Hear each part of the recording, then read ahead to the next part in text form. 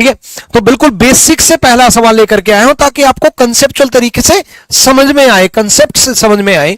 सबसे बेसिक जो टाइप है ना रैंकिंग की वो ये है बच्चे कि left plus right minus 1 is equal to total हो जाता है। ये पहला बेसिक पार्ट है, सबसे आसान पार्ट यही है और सबसे बेसिक यही है, और इसमें भी सवाल पहले पार्ट से ही पूछा गया है। तो उसने बोला in a class some 10th from top and 36th from bottom, तो लेफ्ट प्लस राइट माइनस 1 हो या फिर टॉप प्लस बॉटम माइनस 1 हो। Top plus bottom minus 1 is equal to total, या फिर left plus right minus 1 is equal to total. तो शंभू ऊपर से क्या दे रखा है बच्चे 10वें नंबर पे, नीचे से कितना दे रखा है 36वें नंबर पे। तो जल्दी से जवाब दे दो, ये 10 है ये 36 है, माइनस 1 इज इक्वल टू 45। क्यों टाइम लगाया, 45 इज द राइट आंसर।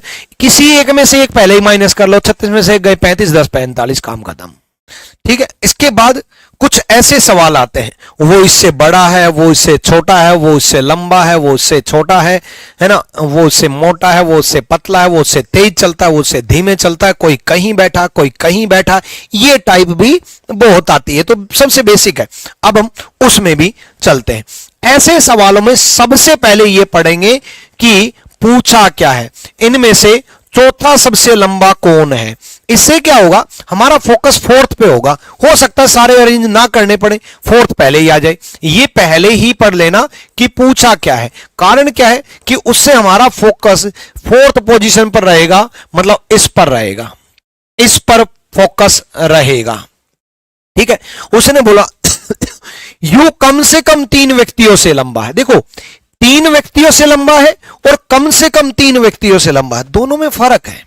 3 व्यक्तियों से लंबा होने का मतलब है केवल 3 से ही लंबा है, बाकी सबसे छोटा है। अगर ये कम से कम नहीं लिखा होता, अगर ये एटलीस्ट नहीं लिखा होता, एटलीस्ट, और कम से कम नहीं लिखा होता, तो दोनों का मतलब समझा देता हूं।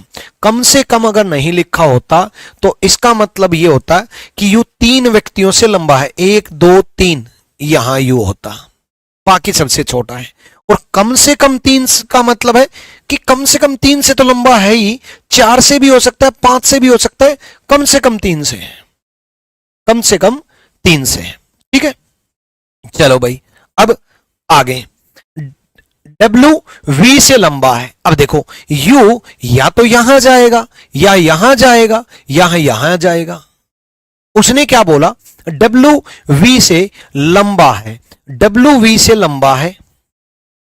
अब ये जो बोला ना, जो होता है दूसरे व्यक्ति के लिए, और होता तो पहले व्यक्ति के लिए, और होता तो पहले व्यक्ति के लिए, जो है तो दूसरे व्यक्ति के लिए। जो ठीक एक व्यक्ति से लंबा है, मतलब V एक व्यक्ति से लंबा है, V एक व्यक्ति से लंबा है। अब मैंने आपको एक बात बोली थी कि भाई पहला जो दिया है ना, जो पूछा है, वो पहले ही पढ़ लेना।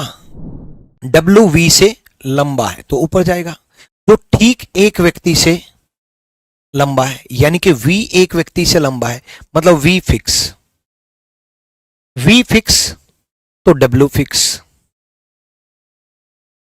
V फिक्स तो W फिक्स। सबसे लंबा, चौथा सबसे लंबा, दूसरा लंबा, तीसरा लंबा, चौथा लंबा, तो फोर्थ पोजीशन तो W की आई। सोल्व करने की जरूरत भी नहीं पड़ी, सोल्व करने की जरूरत भी नहीं पड़ी। मैं आपको यही सिखाना चाह रहा हूं कि पहले ये पढ़ लेना, क्वेश्चन पढ़े बगैर हमारा जवाब आ गया कि V एक व्यक्ति से लंबा, V यहां हुआ, V एक व्यक्ति से लंबा, V यहां हुआ, तो W इससे ऊपर हुआ, W इससे ऊपर हुआ। ठीक है, हाँ एक चीज और हो सकती है, तुरंत लंबा ना दे करके W कहीं और भी जा सकता था। ठीक है, हालांकि जवाब यही है। ठीक, फिर भी मैं आगे सिखाने के लिए हूं तो पूरा सिखा देता हूं। आंसर आ चुका, X W से छोटा नहीं है। उसने बोला कि X W से छोटा नहीं है, मतलब X W से भी लंबा है, X W से भी लंबा है। ठीक है, X कहीं और आ सकता है। Y U से लंबा है, Y U से लंबा है, U से लंबा Y है, मतलब U सबसे टॉप पे तो नहीं जाएगा, कहीं ना कहीं y ऊपर जाएगा। y u से लंबा है, ठीक है, y u से लंबा है और x u से छोटा है। y u से लंबा है, x u से छोटा है, तो फिक्स हो गया। x u से छोटा है, y u से लंबा है, x u से छोटा है, y u से लंबा है। तब भी W आंसर तो पहले ही आ चुका, मैं पूरा सॉल्यूशन दे रहा हूं, इसलिए मैंने ये कर दिया कि Z यहां आ जाएगा। सबसे छोटा बोलता Z, सबसे लंबा बोलता Y। क्लियर है? तो पूरा सोल्व करने की जरूरत नहीं पड़ती है, यही मैं आपको सिखाना चाह रहा हूं। Each of them has different height, ठीक है। O is taller than P and N is shorter than only M and Q। यहां ओनली वर्ड बड़ा इंपॉर्टेंट है। O P और N से लंबा है, O is taller than P and N। O is taller than P and N। O P और N से लंबा है, O P और N से लंबा है और केवल M और Q से छोटा है। केवल M और Q। O जो है ना, केवल M और Q सबसे छोटा पूछा है, मतलब 5वें नंबर का। O जो ना केवल M और Q से छोटा है, केवल M और Q से छोटा है। M और Q कहीं भी आ सकते हैं, केवल इन्हीं से छोटा है, लेकिन फिफ्थ पे तो नहीं आएंगे ना।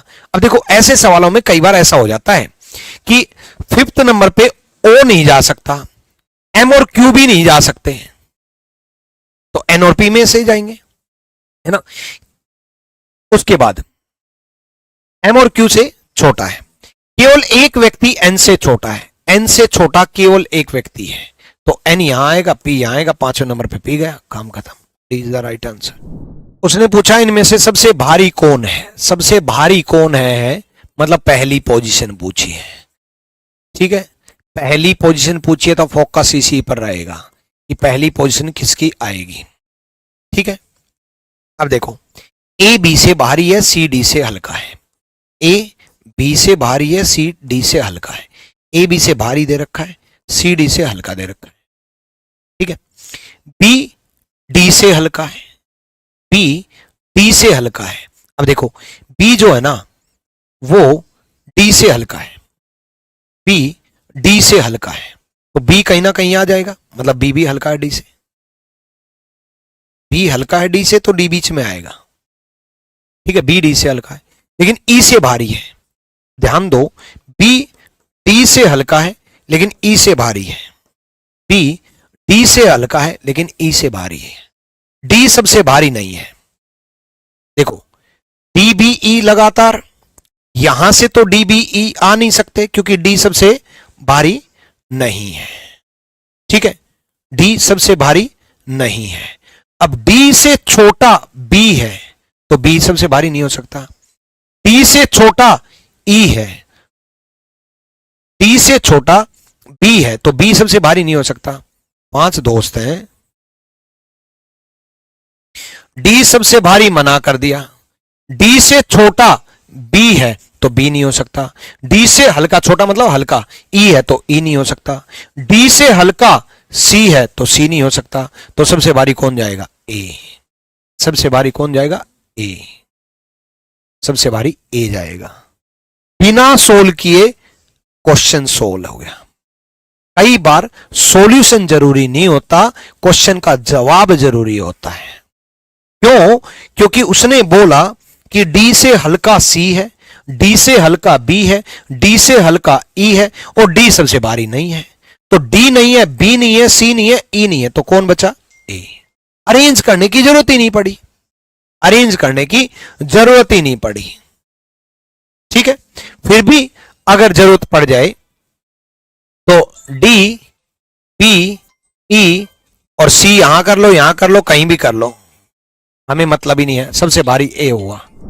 R पंक्ति के मध्य में है, वह दाएं से 7वें नंबर पर है। अब पंक्ति के मध्य में है, मीडियम में है, तो राइट से 7वें नंबर पे है, तो लेफ्ट से भी 7वें नंबर पे है। -1, 7 + 7 14, -1 13। Answer is the right answer. देखो Mukesh is standing 4th from beginning and there are 2% between Mukesh and Rakesh, ठीक है। मुकेश जो है 4थे नंबर पर है। मुकेश कितने नंबर पर है? 4th। 2 व्यक्ति बीच में है, ठीक है, राकेश मुकेश के बाद है इसलिए राकेश यहां मान रहा हूं। अगर राकेश मुकेश से पहले दिया होता तो राकेश यहां मानता, राकेश मुकेश के बाद है। ठीक है, done. If the first person is removed from the Q, Rakesh बाद में है। ठीक है, यदि एक व्यक्ति निकाल दिया जाए, यदि पहले व्यक्ति को कतार से हटा दिया जाए तो कतार में आरंभ से राकेश का स्थान क्या है? पहले ये समझो नहीं हटाया, पहले ये समझो नहीं हटाया, तो 4 2 व्यक्ति बीच में है तो पोजीशन 1 प्लस हो जाएगी। नंबर ऑफ पर्सन पोजीशन से 1 कम रहता है। जैसे मैं यहां 11वें नंबर पे हूं तो नंबर ऑफ पर्सन 10 होंगे, मैं दूसरे नंबर पे हूं तो नंबर ऑफ पर्सन 1 होगा, मैं 20वें नंबर पे हूं तो नंबर ऑफ पर्सन 19 होंगे। तो मैं अगर 2 पर्सन है तो पोजीशन प्लस 3 होंगी, तो 4 और 3 7, 7th पोजीशन हुई, 7th पोजीशन हुई। उसने कहा एक व्यक्ति हटा दिया जाए तो 1 कम कर दो, तो 6th पोजीशन हुई। Answer C is the right answer. 40 छात्रों की क्लास में एक व्यक्ति 12वें नंबर पर है। 10 मोर बॉयज ज्वाइन, 10 लड़के और ज्वाइन कर लेते हैं। His rank is decrease by 1, 10 लड़के और ज्वाइन कर लेते हैं तो उसकी रैंक 1 कम हो जाती है। देखो एक व्यक्ति जो है what is new position after all, देखो एक व्यक्ति 12वें नंबर पर है। ठीक है, 10 लड़के और ज्वाइन कर लिए तो टोटल बॉयज कितने हो गए? 40 प्लस 10 50। ये तो हो गए टोटल, क्योंकि 40 तो पहले ही थे।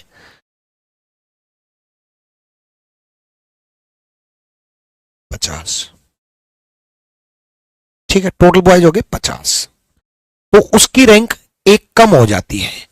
ये ओल्ड रैंक थी, ये न्यू रैंक होगी। न्यू रैंक कितनी बनेगी? 11वीं।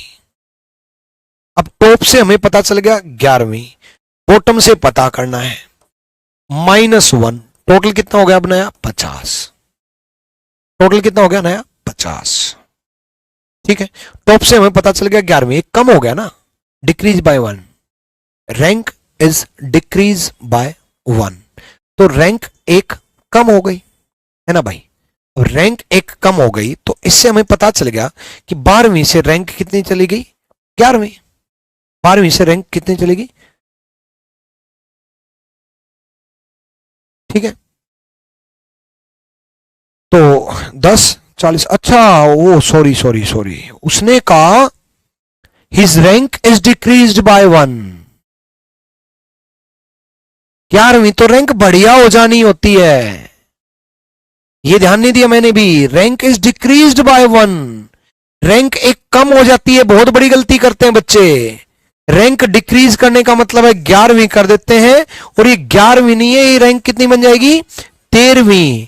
रैंक घटने का मतलब होता है रैंक ज्यादा आना। भाई टॉपर फर्स्ट होता है या सेकंड होता है? ये टॉपर होता है, तो सेकंड को क्या बोलेंगे? यही तो बोलेंगे यार 1 रैंक कम आई है इसकी, 1 रैंक घट गई। थर्ड को क्या बोलेंगे? और घट गई। तो रैंक घटने का मतलब है नंबरिंग बढ़ना, नंबरिंग बढ़ना। तो 13 plus bottom -1 is equal to 50। 13 plus bottom -1 is equal to 50। तो 50 तो 12 38, 38 इज द राइट आंसर। 38 सही जवाब है, 38 सही जवाब है।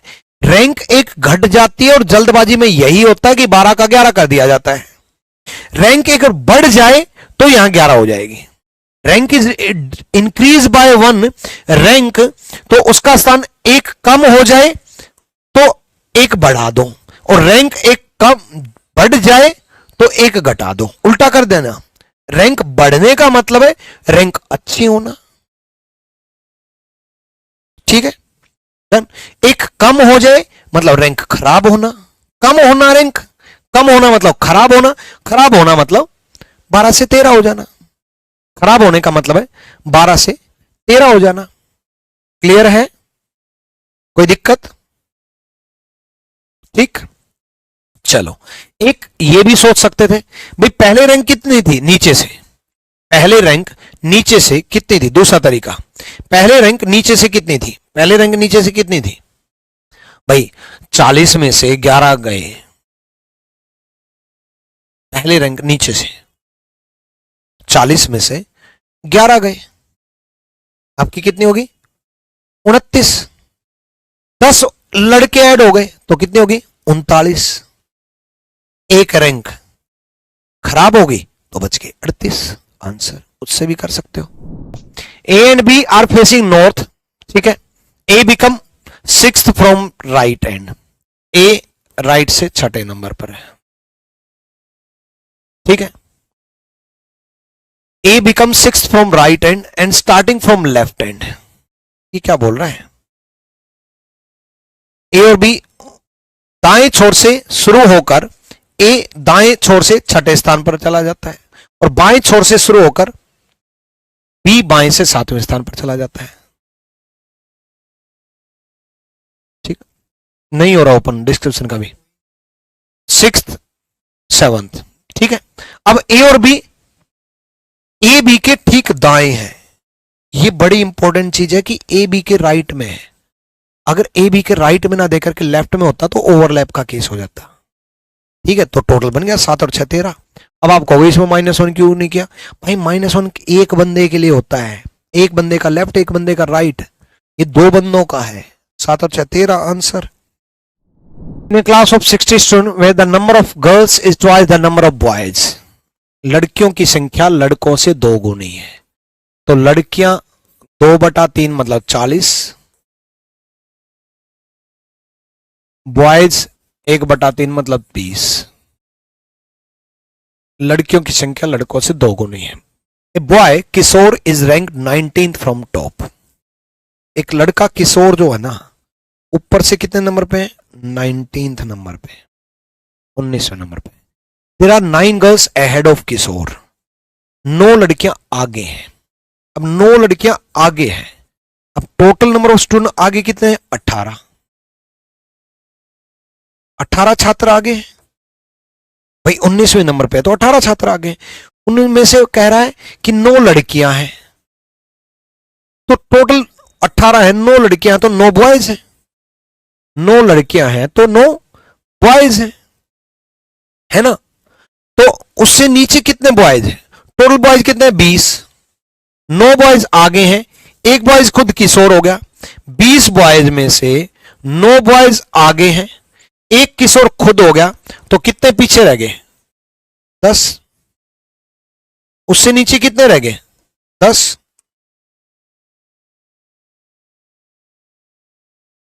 समझ में आया? दोबारा समझाता हूं, दोबारा देखो। उसने कहा कि एक लड़का है किशोर जो ऊपर से 19वें नंबर पर है।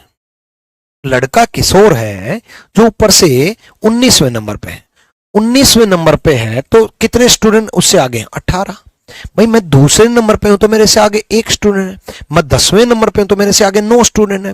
मैं 20वें पे हूं तो 19 है, 50वें पे हूं तो 49 है, 100वें पे हूं तो 99 है, मतलब 1 कम रहता है। 19वें पे है तो 18 स्टूडेंट आगे हैं।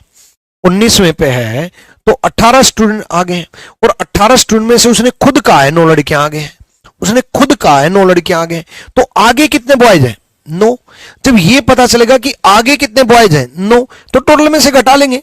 बस गलती क्या होती है कि बच्चा 20 में से 9 माइनस कर देता है, बोला 11। 11 ऑप्शन में होता तो आप पक्का करते हैं, ठीक है। तो 10 इज द राइट आंसर। 10 से जवाब है। एक्स किसी पंक्ति के मध्य में है जहां वह दाएं ओर से 12वां है और कुल कितने छात्र हैं? ठीक है, वह दाएं ओर से 12वां है, ठीक। पंक्ति के मध्य में है तो 12 + 12 -1 23। C is the right answer. करो अगला। अगला देखो, 65 व्यक्तियों वाली एक पंक्ति में, ठीक है, व्यक्ति ए दाएं से 12वें नंबर पर है। ए दाएं से 12वें नंबर पर है, ठीक है। मौजूदा स्थान बाएं और चौथे स्थान पर स्थानांतरित करने के बाद, ठीक है, वह बाएं ओर से उसका स्थान क्या होगा? ध्यान से सुनो। A is 12th from right after shifting from his present position to fourth position from left. ठीक है, लेफ्ट से 4 स्थान बदलने के बाद, लेफ्ट से 4 स्थान बदलने के बाद, ठीक है, फ्रॉम लेफ्ट दे रखा है 4 स्थान, बाएं से सॉरी दाएं से, लेफ्ट से, ध्यान रखना, देखो लेफ्ट से बोले तो इस तरफ से आएंगे, राइट से बोले तो इस तरफ से आएंगे। ठीक है, तो याद रखना दोनों फ्रॉम होने चाहिए, लेफ्ट लेफ्ट होगा माइनस, राइट राइट होगा माइनस, लेफ्ट राइट होगा प्लस, राइट लेफ्ट होगा प्लस। ठीक है, डन। तो उसने बोला कि 65 व्यक्तियों वाली पंक्ति में व्यक्ति ए दाएं ओर से 12वें नंबर पर है। कब? मौजूदा स्थान बाएं और चौथे स्थान पर, मौजूदा स्थान से बाएं और चौथे स्थान पर शिफ्ट करने के बाद, position fourth position from left, बाएं से, और नहीं आएगा ये, बाएं से आएगा, फर्क है दोनों में, से आएगा ये मेरे टाइपिस्ट ने गड़बड़ कर दी। ठीक है, बाएं से। ठीक है, तो 12th राइट है, 4th लेफ्ट है, लेफ्ट राइट प्लस 16 पोजीशन बन जाता है, 16 पोजीशन बन जाता है। अब 16 plus left minus 1 is equal total 65, तो left is equal to 65 minus 15 is equal to 50। C is the right answer. Person A is standing exactly between P and Q. A P और Q के बीच में है, ए पी और Q के बीच में है। P is 10th from beginning, P बाएं ऊपर से 10वें नंबर पर है। Q is 11th from end, Q दाएं से 11वें नंबर पर है। ठीक है, और ए एग्जैक्टली बिटवीन है। There are 2 person between P and A. P और ए के बीच में 2 व्यक्ति हैं। अब देखो पी और ए के बीच में 2 व्यक्ति हैं, क्यू 11वें नंबर पर है।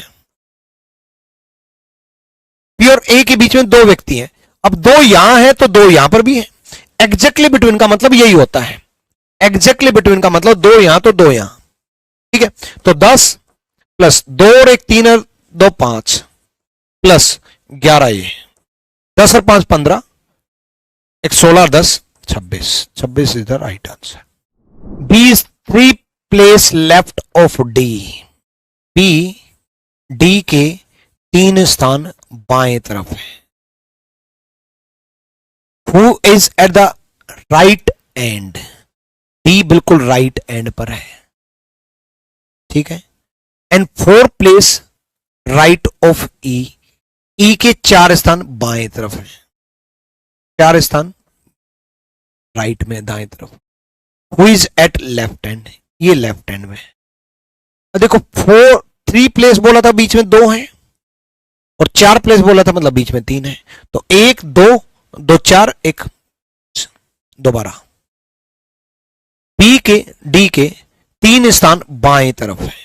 बी डी के 3 स्थान बाएं तरफ है, जो दाएं छोर पर है, और ई के 4 स्थान दाएं तरफ है। ई के 4 स्थान दाएं तरफ है, जो बाएं छोर पर है।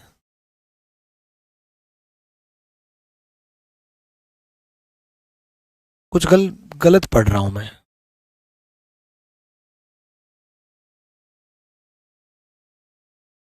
देखो उसने बोला बी डी के 3 स्थान बाएं तरफ है। 3 स्थान बाएं तरफ है तो बीच में 2 है, जो दाएं छोर पर है। अच्छा, और ई मतलब बी बोला है, और मतलब बी के लिए। बीच में 3, तो 1 plus 3 plus 1 plus 2 plus 1, 3 1 4 1 5 2 7 1 8, total 8 व्यक्ति हुए भाई। दोबारा बी डी के 3 स्थान बाएं तरफ है, बी के 4 स्थान दाएं तरफ है, डी इमीडिएट राइट है, ई इमीडिएट लेफ्ट है, तो एक ये हो गया, 3 ये हो गए, एक ये हो गया, 2 ये हो गए, एक ये हो गया, 8 हो गए। 8 इज द राइट आंसर। 8 सही जवाब है भाई। दाएं ओर से शुरू करने पर एफ बाएं ओर 10वें स्थान पर आ जाता है। मतलब ये दाएं ओर से शुरू करने पर 10वें स्थान पर आ जाता है, 10वें स्थान पर आ जाता है। बाएं ओर से शुरू करने पर जे 9वें स्थान पर आ जाता है, ये 9वें स्थान पर आ जाता है, ये 9वें स्थान पर आ जाता है। क्लियर है? अब एफ और जे के ठीक दाएं ओर बैठा है, एफ जे के ठीक दाएं ओर बैठा, इमीडिएट राइट। तो 9 ये है, 10 ये है, 19, काम खत्म। आसान। It's next to the right of A, B sits next to the right of A. A is 7th from left, A बाएं से 7वें नंबर पर है, बी दाएं से 18वें नंबर पर है।